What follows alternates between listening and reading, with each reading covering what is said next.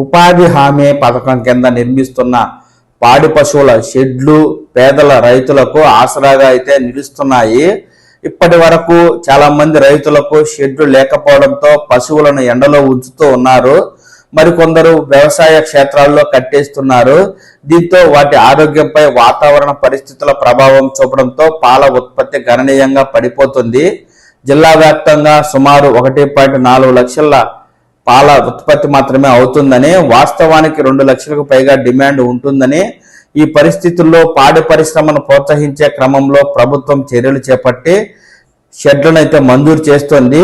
ఈ షెడ్ల మంజూరు సత్ఫలితాలు ఇచ్చే అవకాశం ఉందని గ్రామీణాభివృద్ధి అధికారులు అయితే చెప్తుండగా, కనీసం 4 పశువులు ఉన్న పాడి రైతులకు ఉపాధి కింద షెడ్లు మంజూరు చేస్తున్నారు.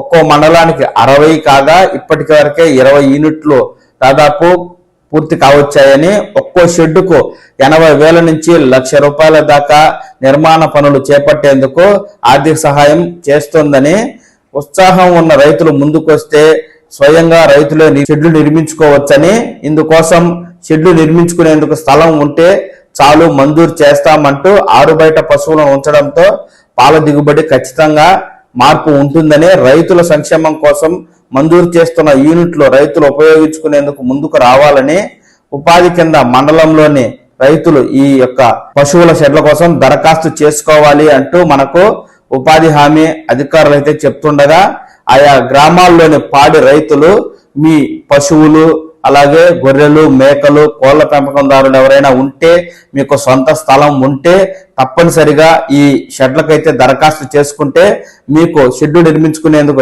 ₹80,000 నుంచి ₹1,00,000 వరకు సబ్సిడీ అయితే ప్రభుత్వం ఇచ్చి మరి మీరే సొంతంగా ఈ షెడ్లను నిర్మించుకునేందుకు కూడా అనుమతి ఇస్తూ ఉంది. ఈ నేపథ్యంలో ఆసక్తి కలిగిన పాడి రైతులు ఈ షెడ్ల కోసం అయితే నేటి నుంచే దరఖాస్తు చేసుకోండి.